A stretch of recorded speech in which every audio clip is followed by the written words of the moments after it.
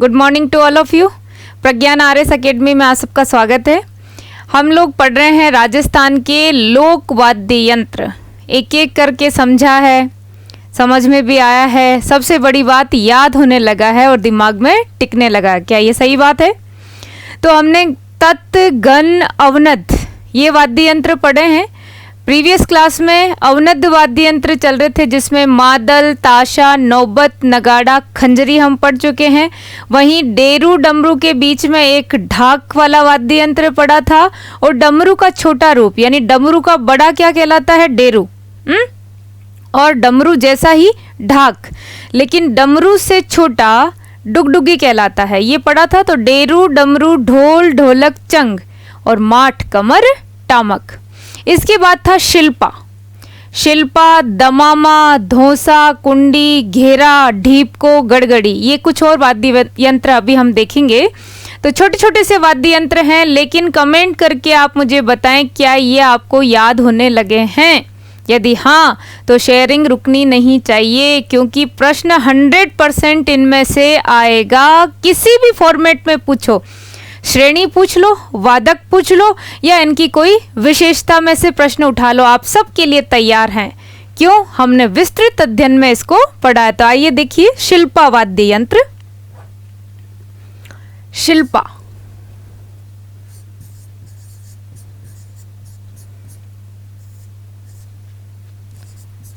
यह तबले की तरह, आप तो याद रखें किसकी तरह है? तबले की तरह। और एक लाइन और याद करनी है, सहरियाओं का मुख्य। सहरिया जनजाति का मुख्य। बस।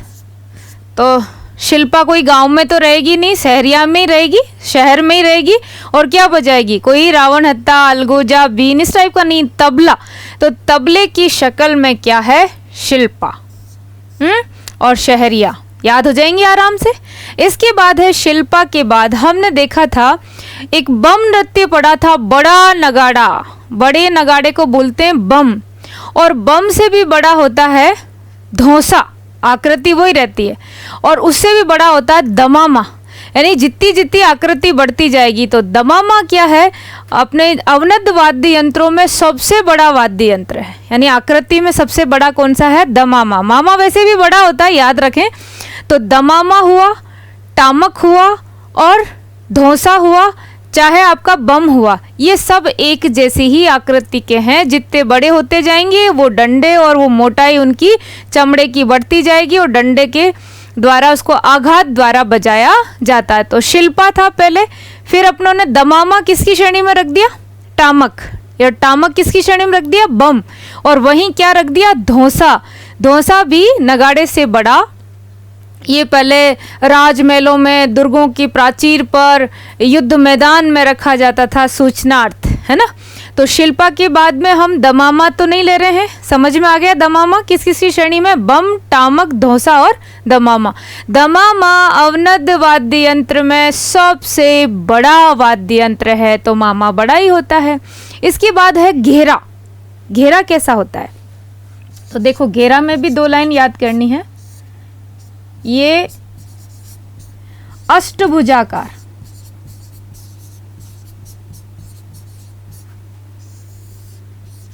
अष्टभुजाकार या अष्टकोणीय, अष्टकोणीय आकृति इसकी, अष्टकोणीय आकृति है। और ये डफ की तरह है।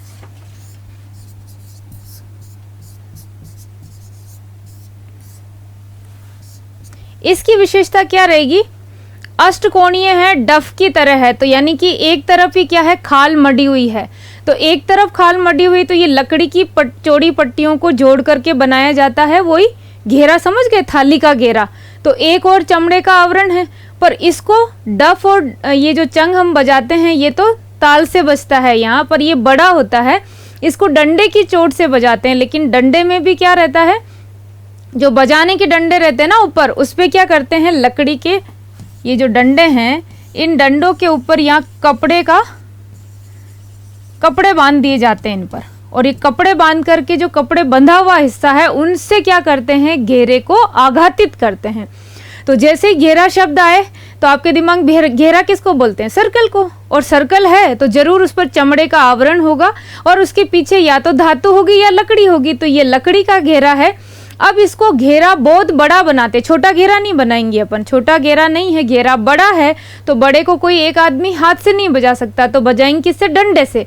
लेकिन डंडों के ऊपर कपड़ा लपेटा हुआ है, उस कपड़े लपेटे हुए भाग से इसको आघातित किया जाता है, ये है घेरा।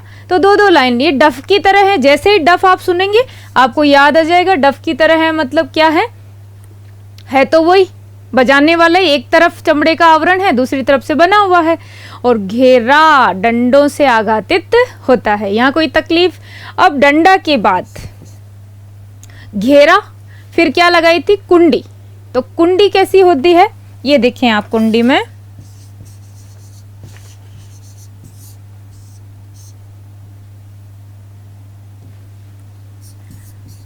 मिट्टी का प्याले नुमा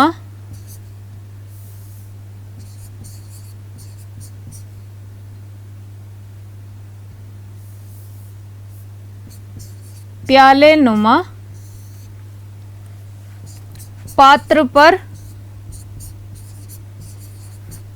खाल मढ़कर बनाया जाता है।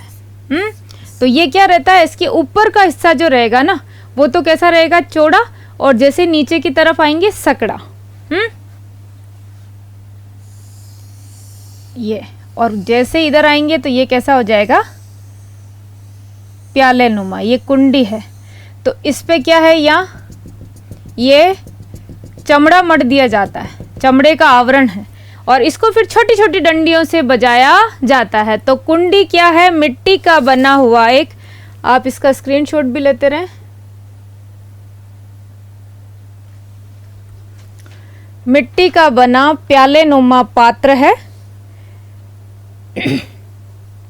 जिसका पेंदा मुख की अपेक्षा क्या होता है, छोटा होता है। और लिख लीजिए इसमें आकृति को देख करके, दो तीन लाइन सबकी याद होनी चाहिए। इसका पेंदा मुंह की अपेक्षा संकरा और मेवाड़ में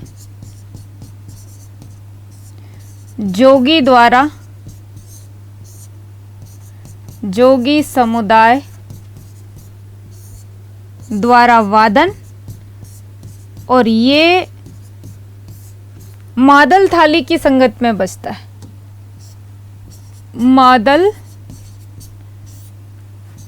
थाली की संगत। तो याद करने की जरूरत नहीं है, नाम ही अपने आप में बता रहे हैं कि ये कैसे हैं। अब ले लीजिए आप स्क्रीनशॉट आराम से इसका। शिल्पा, घेरा, कुंडी और दमामा तो हम इसलिए नहीं पढ़ रहे हैं क्योंकि धोसा है, दमामा है, ये सब कैसे हैं, बम जैसे हैं। तो कुंडी हो गया, शिल्पा, दमामा, घेरा, धोसा, कुंडी, और अब क्या आएगा, ढीबको। अब देखें आप, ढीबको वाद्य यंत्र। ढीबको में क्या याद रखना है, नाम भी अजीब है। तो यहां सबसे पहले शक्ल चंग की तरह, अब सरल हो गया, चंग की तरह, सबसे पहली चीज चंग की तरह का वाद्य यंत्र ढीबको, जो गोडवाड़ क्षेत्र में प्रचलित है,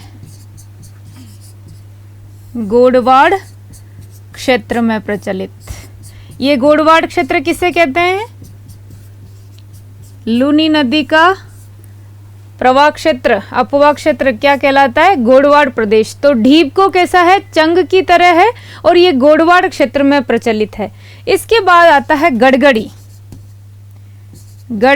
इसमें सिर्फ और सिर्फ एक लाइन याद करें आप, यह वृंद वाद्य है, वृंद वाद्य। अब ये वृंद वाद्य क्या है? सभी क्षेत्रों में बजाया जाता वृंद क्या होता है? आपने नाम सुना ऑर्केस्ट्रा, तो ये ऑर्केस्ट्रा टाइप का वाद्य यंत्र है जो एक प्रकार के नहीं होकर के सभी वाद्यों का क्या है, लगभग जो मुख्य मुख्य है उनका समूह है। तो वाद्य यंत्रों का समूह, एक जैसा एक सिंगल नहीं बजता। तो ऑर्केस्ट्रा ध्यान रख लें, ऑर्केस्ट्रा में कोई गड़बड़ी तो नहीं है, गड़गड़ी तो नहीं है, तो इसको बोलते हैं वृंद वाद्य। तो ये वृंद हो गया। और ढीप को, इसके बाद बजता है मृदंग, मृदंग या पखावज जिसको हम बोलते हैं। तो मृदंग में देखिए क्या होता है, मृदंग इसी को बोलते हैं पखावज। क्यों बोलते हैं पखावज? ये मृदंग कैसा होता है? इसका वही मादल जैसा एक मुंह बड़ा होता है और एक, जैसे ये यूं है ना, तो एक मुंह कैसा हो जाएगा, ये बड़ी आकृति का, और यहाँ आते आते ये क्या हो जाएगा, ऐसे छोटा। तो ये क्या कहलाता है? मृदंग।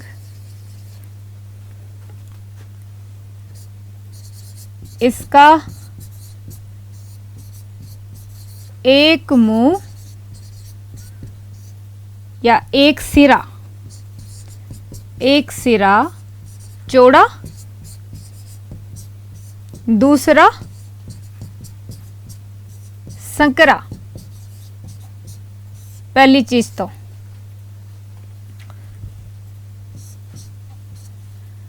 इसमें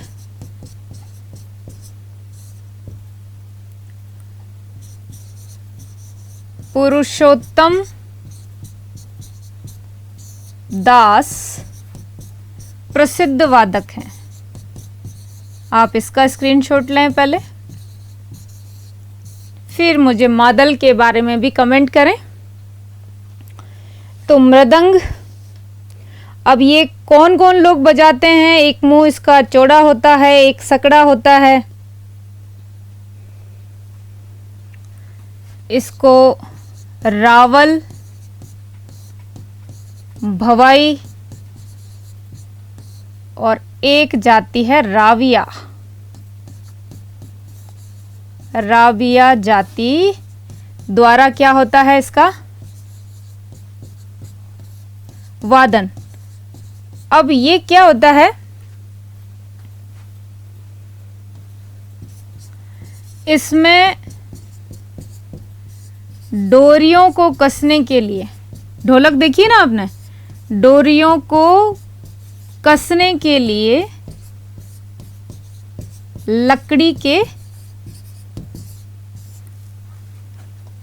गुटके लगाए जाते हैं, गुटके लगाए जाते हैं, वो क्या कहलाते हैं? पखावज। ठीक है, अब स्क्रीनशॉट लीजिए आप मृदंग का। ये किसकी लकड़ी से? सुपारी, वट, सुपारी का वृक्ष या वट की लकड़ी से निर्मित, लकड़ी से निर्मित। स्क्रीनशॉट ले लीजिए आप इसका। मृदंग क्या होता है? मादल की तरह ही है।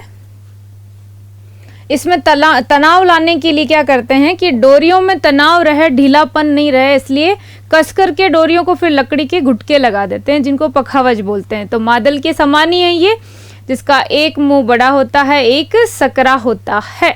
तो देखिए कितने सरल सरल वाद्य यंत्र थे। शिल्पा, दमामा, घेरा, कुंडी, धौसा कहाँ चला गया? टामक में। टामक सबसे बड़ा है, दमामा सबसे बड़ा है, और उसके बाद में ढीप को, घड़घड़ी और मृदंग। ये थे हमारे अवनद वाद्य। तो याद है ये लिस्ट आपको? मादल, ताशा, नौबत, नगाड़ा, खंजरी, डेरू, डमरू, ढोल, ढोलक, चंग, माठ, कमर, टामक, शिल्पा, दमामा, घेरा, कुंडी, धौसा, ढीप को, गड़गड़ी और मृदंग। Is it clear? सब में कॉन्फिडेंस आ रहा है? ऐसे कि कितने कैसे भी सवाल यदि आपके अभी भी पढ़ने के बाद किसी प्रकार का कोई कंफ्यूजन रहे, दिए गए नंबर पर व्हाट्सएप कर सकते हैं, जवाब आपको समय अनुसार मिल जाएगा, बिल्कुल रेस्पॉन्स मिलता है और कुछ बच्चे पूछते भी हैं, तो कमेंट भी कर दीजिए और साथ साथ इन नंबरों पे बात हो सकती है। व्हाट्सएप पर आप अपने मन की शंका, मन के प्रश्न, जितने चाहें आप प्रश्न पूछें, सबका जवाब मिलेगा। तो ये थे हमारे अवनद्य वाद्य, और अब चलते हैं हम उस मैजिक की तरफ जिसमें क्या था, याद है जो याद है और जो याद नहीं है वो शुशिर है। तो कौन कौन से थे? मयंक धूम धड़ाक नाम से किया था ना, शहनाई, सुरनाई, हरनाई, बांसुरी, बांकिया, फिर कानी, पैली, बोली, करना, मसक, नड, टोटो, सिंगी, पुंगी, शंख, फिर तुरही, बरगू, घुरालिया, पतासा से क्या था, पावरी था, तारपी था और सतारा। वहीं पर मोरचंग और नागफणी और अलगोजा जो राजकीय वाद्य यंत्र हैं। तो ये सब वाद्य यंत्र वैसे याद नहीं भी हो तो कितना अच्छा फॉर्मूला है, क्योंकि हमें तत् याद है, गण याद है, शुशिर याद है। ये नहीं भी है तो हम चला लेंगे काम। याद है जो याद है और जो याद नहीं है वो शुशिर है। तो चलते हैं शुशिर की तरफ। सबसे पहले शहनाई क्या है? शुशिर वाद्य यंत्र में सबसे श्रेष्ठ वाद्य यंत्र है। जैसे तत् में क्या था, सारंगी, वैसे ही शुशिर वाद्य यंत्रों में आता है शहनाई।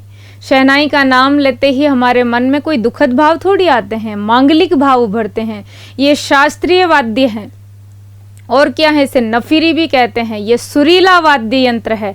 तो शहनाई वादक में आपने जहां विश्व स्तर पर नाम सुना है बिस्मिल्लाह साहब का, वहीं अनंत राम भी है, वहीं दयाशंकर भी है।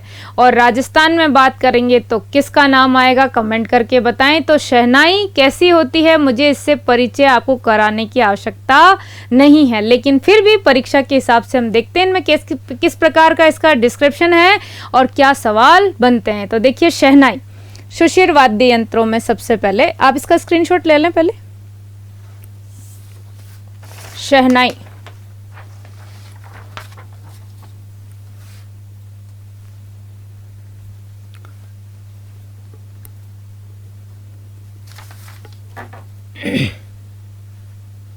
शुशिर जो फूंक से बजाए जाते हैं। शुशिर में शहनाई, शहनाई इसे क्या क्या कहते हैं, देखिए इसके नाम। शुशिर श्रेणी में सर्वश्रेष्ठ,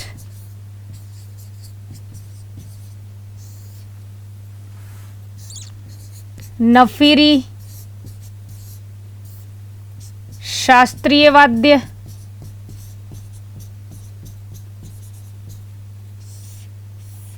सुरीला वाद्य,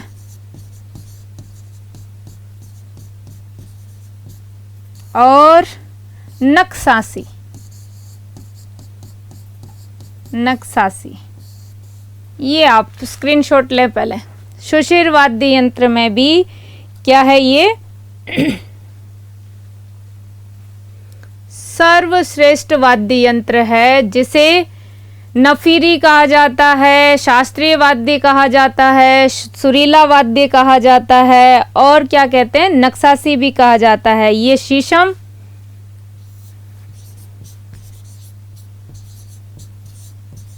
ये शीशम या सागवान की लकड़ी से निर्मित,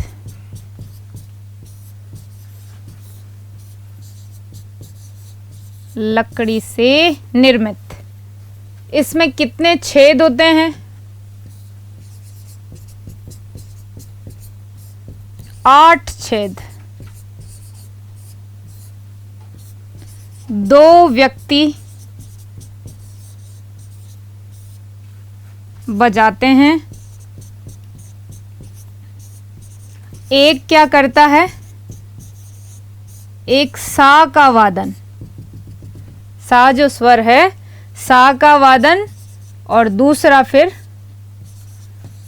दूसरा बजाता है। ठीक है, यानी कि सारे स्वर दूसरा व्यक्ति बजाता है और ये क्या करता है, एक सा की ध्वनि में इसको बजाता है। आप लिखिए इसको, दो व्यक्ति बजाते हैं, साथ में ही बजाते हैं ना, यहाँ लिख दीजिए, दो व्यक्ति साथ साथ में बजाते हैं। एक की उससे शहनाई से किसका कौन सा स्वर निकलता है, सा, वो बजता ही रहता है, बाकी दूसरा वादन जो करता है वो दूसरा व्यक्ति करता है। तो इसमें कौन प्रसिद्ध है? ये वैसे शहनाई का नाम लेते ही मांगलिक अवसरों पर, ज़्यादातर शादी विवाह समारोह, यहाँ तक कि राजा महाराजाओं के यहाँ तो ऑल टाइम बजती रहती थी, शहनाई वादन होता ही रहता था हमेशा। दोपहर के समय, सुबह के समय, शाम के समय शहनाई वादन, राजमहलों में शहनाइयाँ गूंजती रहती थी। तो ये शहनाई वादन में कौन प्रसिद्ध है? हमारे यहाँ की बात करेंगे हम, चांद मोहम्मद खां, प्रसिद्ध वादक, ये जरूर याद रखें आप, चांद मोहम्मद खां, जयपुर निवासी चांद मोहम्मद खां। यहां तक आप स्क्रीनशॉट लें।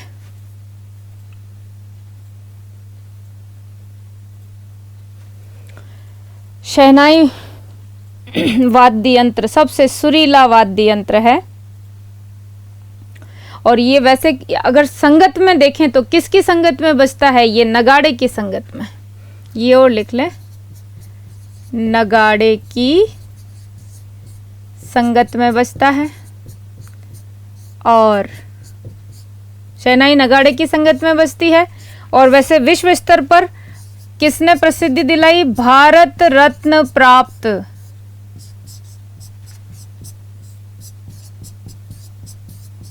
बिस्मिल्लाह खान और अनंत पाल व पंडित दयाशंकर कौन है? इसके जाने माने विश्व स्तर के वादक हैं। बाकी आप राजस्थान के रेफरेंस में याद करेंगे कौन? चांद मोहम्मद खां। ये है हमारी शोशर वाद्य में सबसे सर्वश्रेष्ठ वाद्य कौन सा? शहनाई। शहनाई के साथ संगत किसकी है? की। स्क्रीनशॉट लें।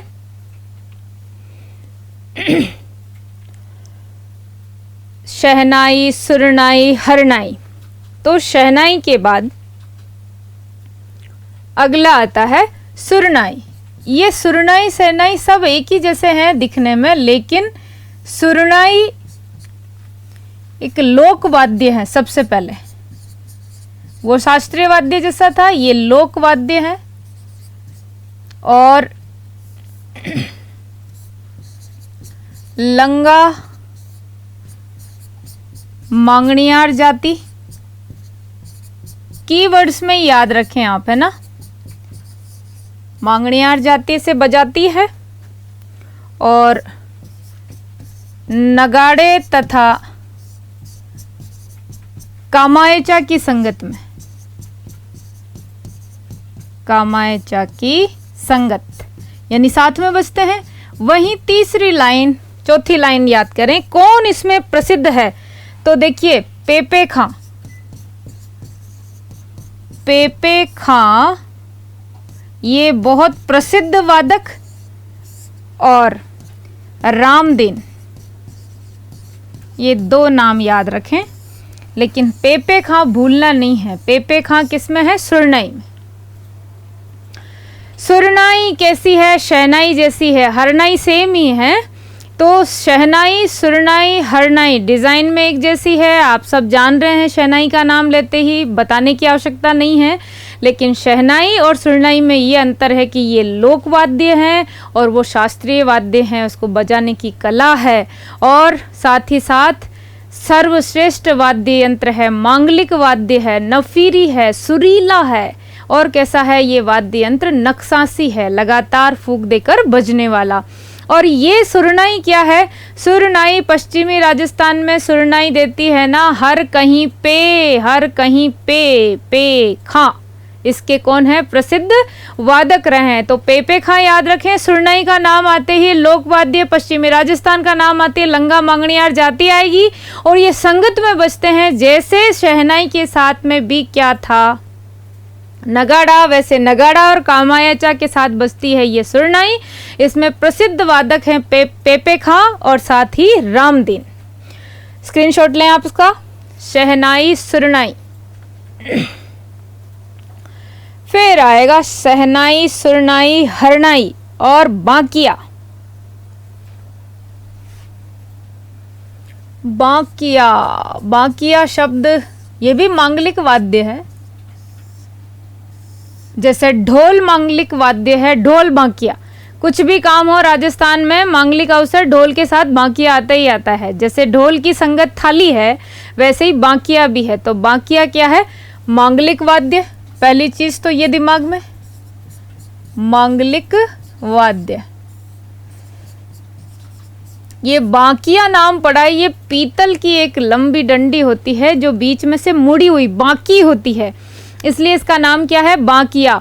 और ये बांकिया राजमहलों में, दुर्गों में, और ज़्यादातर ये वाद्य जब होता है तो इसकी आवाज़ आती है तूड़ तूड़ तूड़ तूड़, टेढ़े होकर ही बजाना पड़ता है इसको। तो बांकिया सरगड़ा जाति का खानदानी वाद्य यंत्र है। मांगलिक वाद्य सरगड़ा का खानदानी वाद्य, सरगड़ा जाति खानदानी वाद्य यंत्र आ रहा है। वैसे ये किसका बना हुआ? बिगुल के समान है ना, पीतल का बना बिगुल बजता ना। अब सरल हो गया आपके लिए याद रखना, बिगुल के समान। इसके आगे का फलक क्या होता है? चौड़ा होता है। इसके आगे का मुंह बोल दो आप, फलक याद नहीं रहे तो मुंह चौड़ा होता है। ये है बांकिया। आवाज और लिखा देती हूँ, आवाज कैसी आएगी? बांकिया बजाया करो आप क्लास शुरू होने से पहले। तूहड़ तूहड़,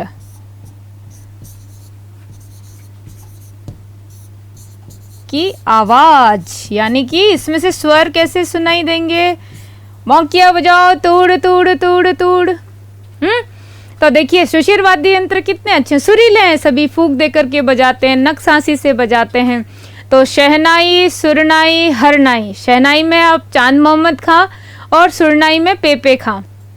वैसे ही बांकिया है तो बांकिया मांगलिक वाद्य है। इसका नाम आता ही सरगड़ा जाति का नाम आपके दिमाग में आना चाहिए। सरगड़ाओं का खानदानी वाद्य यंत्र है, पीतल का बना होता है, लंबी डंडी, लेकिन मुड़ा होने के कारण इसका नाम क्या पड़ा? बांकिया नाम पड़ा। जिसके आगे का हिस्सा कैसा होता है? चौड़ा होता है। जो आप बिगुल जिसको बोल रहे हैं वही है ये। और इसकी आवाज आती है तूड़ तूड़ तूड़ तूड़। ढोल के साथ बांकिया बजाया जाता है। बजाने वाला बांकियादारी कहलाता है। स्क्रीनशॉट लें आप इसका।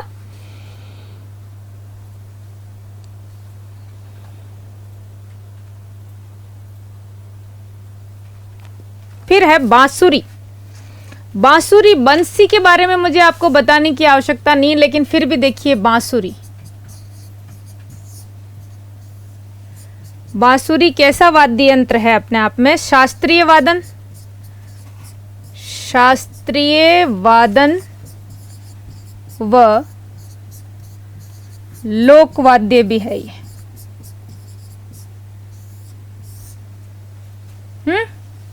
इसमें कितने छेद होते हैं?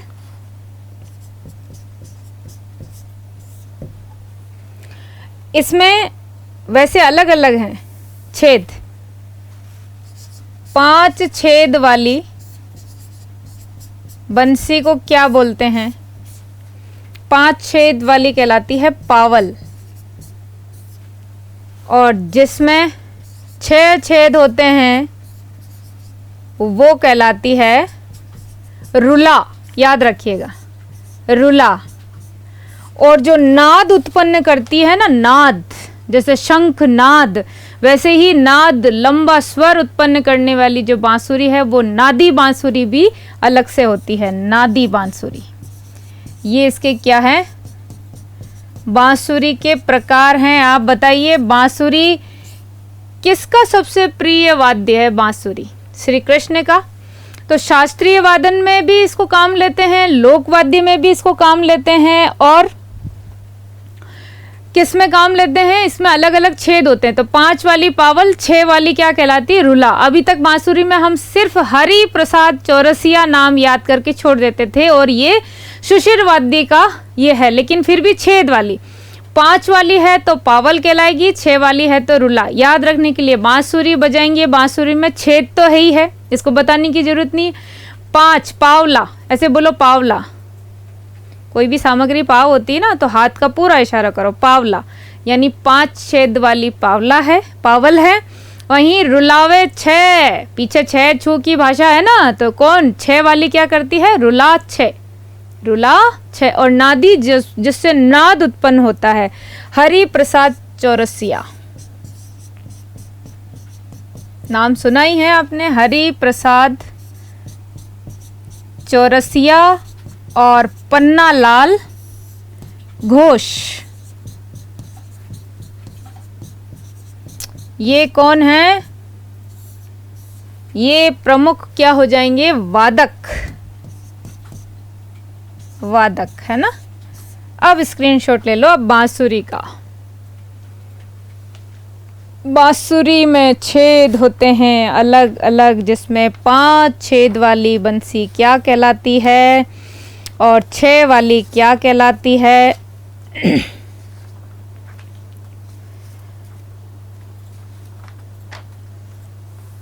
शहनाई, सुरनाई। इसके बाद अब देखें, अब ये कुछ वाद्य यंत्र अपन देखते हैं, इसके कैसे कैसे दिखते हैं। ये सुरनाई दिखाई दे रही है, वैसे ही ये शहनाई है, 2 जोड़े में होती है ना अलग। तो एक में क्या होता है, एक सा की ध्वनि उत्पन्न करता है एक व्यक्ति, दूसरा संपूर्ण वादन करता है, और मांगलिक वाद्य है। ऐसे ही ये क्या चीज है? ये नड़ भी है, ऐसा ही करना है। ये वाद्य यंत्र आकृति ऐसी रहेगी जो हम पढ़ कर देखेंगे। ये मुझे बताने की जरूरत नहीं, आकृति अपने आप में कह रही है कि ये कौन सी आकृति हो सकती है, बताइए। जिसका फण नाग फणी, ये जोगी बजाते। ये सींग पशुओं के जो थोड़े से मुड़े हुए घुमावदार सींग होते हैं ना, जैसे हरिण के हैं, बारहसिंगा के हैं, जिसके भी मुड़ने वाले सींग है उनसे बनता है। ये भगवान को प्रसन्न करने के लिए बजाते हैं। ये लोकप्रिय वाद्य यंत्र जो जूझ हार्प जैसा होता है, विदेशों में बजता है ना, वैसे ही मोरचंग, और ये बांसुरी है ही है। ऐसे ही वाद्य यंत्रों में देखेंगे तो आगे ये मशक आएगा, और ये है बांकिया। तूड़ तूड़ तूड़ तूड़ की आवाज इससे निकाल जाती। तो आगे का हिस्सा कैसा है? इसका चौड़ा है। बांकिया के बाद आप देखें ये बांसुरी है ही।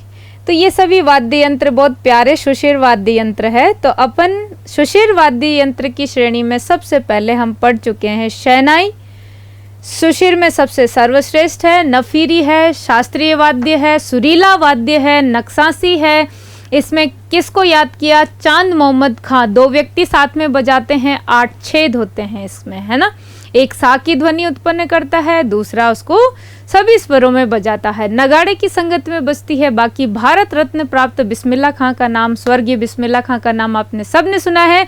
वहीं पर अनंत पाल व पंडित दयाशंकर भी जाने माने इसके वादक कलाकार हैं। तो शहनाई के बाद सुरनाई में पेपे खां आएगा। सुरनाई हरनाई उसके जैसी ही होती है जो पश्चिमी राजस्थान में ही प्रचलित है। तो शहनाई, सुरनाई, हरनाई। फिर क्या था? बांकिया और बांसुरी। तो बांकिया सरगड़ा जाति का मुख्य खानदानी वाद्य यंत्र जो मांगलिक वाद्य यंत्र है। पीतल का लंबा डंडा जिसका आगे का मुंह थोड़ा चौड़ा फलक होता है, और ये आवाज कैसी देता है? तूड़ तूड़ की। ये बांकिया आपको याद है। उसके बाद बांसुरी में जैसे ही नाम आ जाए, बंसी तो बजेगी लेकिन ऐसे करेंगे तो पावला, और 6 वाली बजेगी तो रुला दे, नाद उत्पन्न करेगी तो नादी। हरि प्रसाद चौरसिया नाम, पन्नालाल घोष नाम आप याद रखिएगा। तो ये हो गए हमारे कितने, शहनाई, सुरनाई, हरनाई और बांकिया बांसुरी। इसके बाद आएगा कानी, पेली, बोली, यही बोलेगी, करना, मशक, ये वाद्य यंत्र है। तो देखते हैं इसमें से नड़ कैसा है, टोटो कैसा है, सब धीरे धीरे वाद्य, इसका स्क्रीनशॉट लेना चाहें तो ले लीजिए। और सुरनाई, बांकिया, बांसुरी।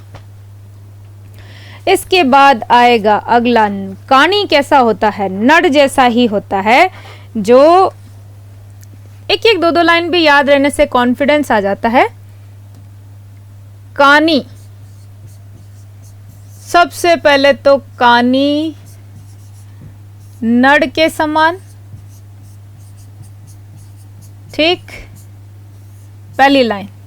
दूसरी लाइन है कि जैसलमेर, बाड़मेर में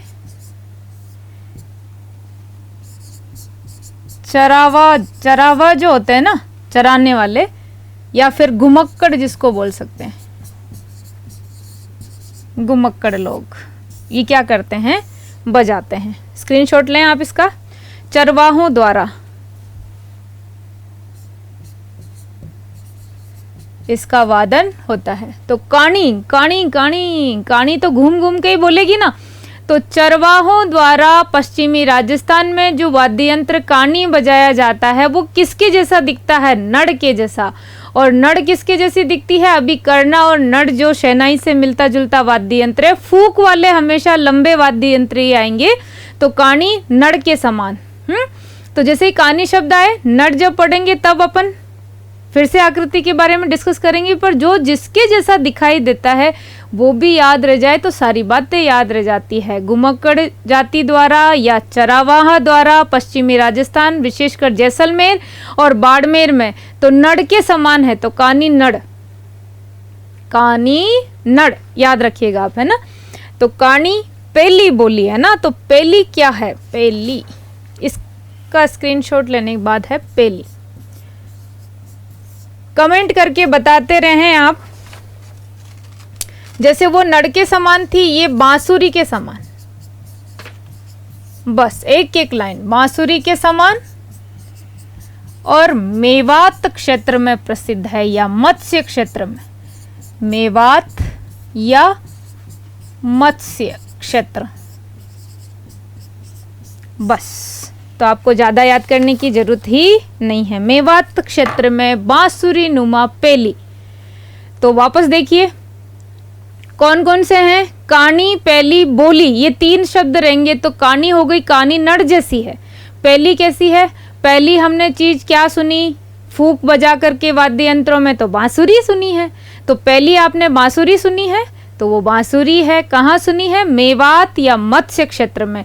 तो ज्यादातर है सब जगह, लेकिन मेवात में ज्यादातर इसका प्रचलन है पेली का। और पेली कैसी जैसी दिखती है, बांसुरी की जैसी। कानी के साथ नड़, पेली के साथ बांसुरी याद रखिएगा। बोली वाद्य यंत्र भी आपने जैसे पपैया होता है ना, वैसा ही कठपुतली नृत्य जब नचाते हैं तो ये नाटक का जब मंचन होता है तो क्या होता है, संवाद बोले जाते हैं इन कठपुतलियों के द्वारा। एक पुरुष एक स्त्री बनाते हैं ना, तो वो जैसे संवाद बोलते हैं उसके जैसे ही वाद्य यंत्रों को बजाया जाता है, इसलिए उसका नाम पड़ गया बोली वाद्य यंत्र। कौन बोली, कठपुतली बोली। तो हुए ना याद, शहनाई, सुरनाई, हरनाई, इधर बांकिया और बांकिया के साथ बांसुरी याद है। साथ में कानी नड़ है, पहली बांसुरी है, बोली ये वाद्य यंत्र कठपुतली लोक नाट्य के समय संवाद अभिव्यक्ति के लिए बजाया जाता है। लिख लीजिए इसको, बोली वाद्य यंत्र, कठपुतली लोक नाट्य में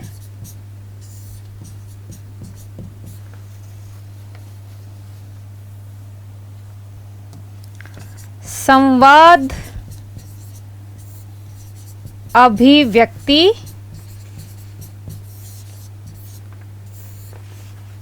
में बजाया जाता है। ठीक है, तो बस इतना सा। कानी पहली बोली, कानी का नाम आते ही क्या करोगे आप? तो कठपुतली जो नृत्य दिखाता है ना, वो हाव भाव को प्रकट करने के लिए क्या करेंगे? खुद बोलेंगे, बाजे बजाएंगे, तभी तो उनका भाव प्रकट होगा ना। तो देखिए, शहनाई आते ही सबसे पहले सर्वश्रेष्ठ दिमाग में आ गया। हमें चांद मोहम्मद खां याद रखने हैं, और ये सर्वश्रेष्ठ है, सुरीला है, शास्त्रीय वाद्यन में आता है, नफीरी इसका नाम है, और इसे नक्सासी भी कहते हैं। इसके बाद सुरनाई का नाम आते ही सुनाई देती है ना पश्चिमी राजस्थान में, तो इसका है पेपे खां नाम, याद रखिएगा। और दूसरी हरनाई सेम ऐसी ही है। फिर बांसुरी में आपको छेद 5 और 6 और नादी बांसुरी याद रहेगी। वहीं आपने बाकिया देख लिया, सरगड़ा जाति का मांगलिक वाद्य यंत्र है और तुड़ तुड़ की आवाज है। तो कानी पहली बोली, कानी नड़ जैसी है, नड़ के समान। तो घुमक्कड़ लोग या चरावाहा क्या करते हैं? इसे बजाते हैं। वैसे ही पहली चीज हमने क्या देखी? बांसुरी देखी। तो पहली बांसुरी के समान है, जो मेवात या मत्स्य क्षेत्र में प्रचलित है। बोली कठपुतली बोली, तो ये वाद्य यंत्र उनके संवाद को या अभिव्यक्ति देने के लिए बजाया जाने वाला वाद्य यंत्र है। कठपुतली कौन नचाते हैं? नट भाट नचाते हैं ना। और कहाँ का प्रसिद्ध नृत्य है? उदयपुर में देवीलाल सामर द्वारा इस नृत्य को संरक्षण दिया गया। तो आज हम इतना ही रखेंगे, धीरे धीरे करके दूसरे वाद्य यंत्र को नेक्स्ट क्लास में पढ़ेंगे। तो आप कमेंट जारी रखें और बताते रहें कि क्या अब आंखें बंद करते हैं तो हमें हर एक की बनावट, क्षेत्र या और विशेषता में याद होती। तो देखिएगा, परीक्षा में एक सवाल इसलिए नहीं छूट सकता, या तो वो श्रेणी से पूछेगा, मैक्सिमम जहां तक रिमोट चांस होता है कि अंदर से सवाल बनता है, मैक्सिमम चांसेस किसके हैं? कैटेगरी से पूछे जाते हैं। और कैटेगरी तो हमारे अब टिप्स पे भी नहीं, टिप्स के भी ऊपर हो गई है। और अंदर से पूछते हैं तब भी हम सब आश्वस्त हैं, तैयार हैं, और किससे भरे हुए हैं? आत्मविश्वास से कि हमें याद होने लगा है। ठीक है, तो शेयरिंग जारी रखें और अगले वाद्य यंत्र हम पढ़ेंगे नेक्स्ट क्लास में। तब तक के लिए wish you all the best. जय हिंद।